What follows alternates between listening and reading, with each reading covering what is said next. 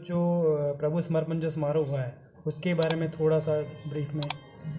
ओम शांति।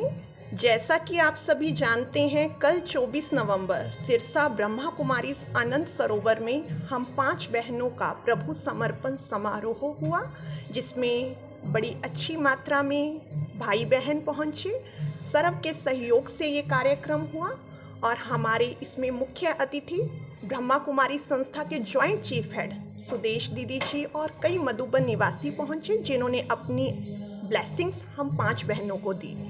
वास्तव में हम बहनों का ये जो समर्पण हुआ है, ये भोलानाथ भगवान शिव जो निराकार हैं, उनको हमने पति परमेश्वर के रूप में स्वीकार किया है और स्वयं को उनकी अर्धांगिनी शिव शक्ति के रूप में। तो ये वास्तव में परमात्मा और आत्मा का एक अद्भुत मिलन है जो कल साकार हुआ है।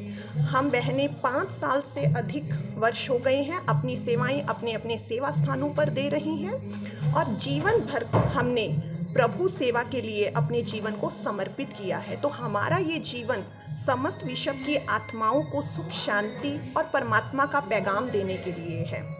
इस प्रभु समर्पण समारोह की विशेषता ये रही कि इसमें हमारे जो भी मुख्य अतिथि मधुबन से आए और एक हमारे हरियाणा सरकार के स्वास्थ्य मंत्री जी रणवीर गंगवा जी भी अपनी शुभकामनाएं हम सबको देकर गए।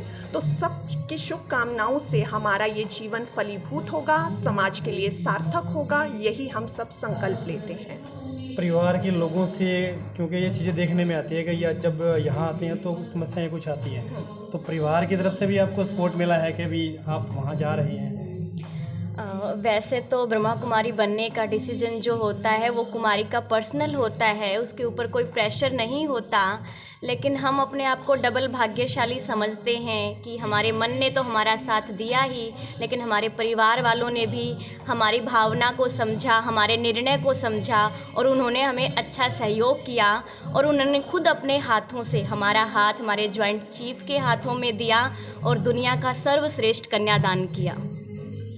इस कलयुग में इतना कठिन रास्ता अपनाना तो कितना आपके लिए वो रहेगा? देखो, कठिन तो सारे रास्ते होते हैं। आप भी गृहस्थ जीवन में रहते हो तो रास्ते बहुत कठिन हैं।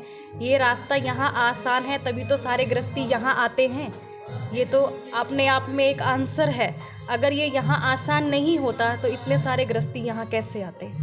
तो मेरा आंसर यही है कि ये रास्ता सबसे ज़्यादा आसान है, तभी सारी दुनिया इधर की तरफ अपना रुख कर रही है। आपकी इस भक्तिमय जीवन से आम समाज को, दुनिया को क्या संदेश देना चाहोगे?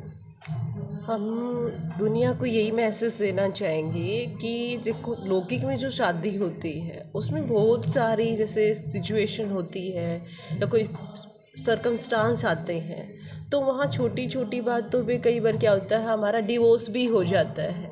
तो हमारी जो शादी है या उनकी डेथ भी हो जाती है, फिर क्या कहते हैं कि वो विधवा हो गई। पहला तो प्लस पॉइंट है कि हम विधवा तो कभी होंगे ही नहीं, क्योंकि वो परमात्मा है, वो कभी मरता नहीं है। दूसरा, अगर हमारे पास कोई सिचुएशन भी आती है तो वो छोटी छोटी बातों में हमारे से कभी ना ही लड़ेगा, ना ही कोई आर्ग्यूमेंट होगा, ना कुछ और होगा। वो बल्कि हमें कोऑपरेट करेगा, हर चीज़ में हमारी समझेगा और ऊपर से हमें पावर्स भी देगा। वो सूक्ष्म लेवल की पावर्स हमारे लिए काम करेंगी, वो हर फील्ड में हमारा सहयोग देगा। यही मैसेज देंगे सब। परिवार को आपने पहली बार बताया था अपना निर्णय, तो परिवार का क्या रिएक्शन था? ओम शांति। जब मैंने कहा कि मेरे को ब्रह्मा कुमारी बनना है और विश्व को अपना जीवन देना है, समाज सेवी बनना है, तो घर वालों को बहुत अच्छा लगा, खुशी हुई कि हमारे घर में ऐसी बेटी ने जन्म लिया है जो समाज सेवी बनने जा रही है और अपना जीवन दुनिया को दे रही है सेवा करने।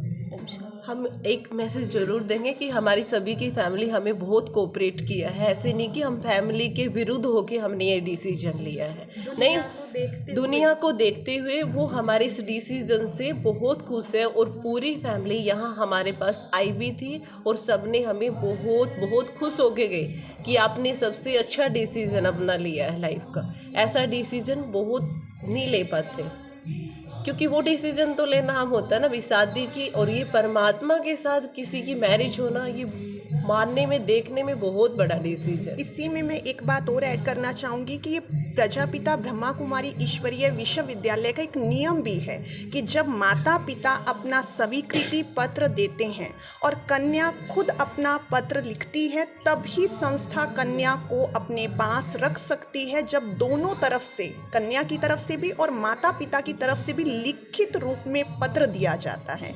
जो इस संस्था की मर्यादाएं हैं वही हमें सक्षम बनाती हैं कि हम समाज सेवा में स्वयं को अर्पित कर सकें।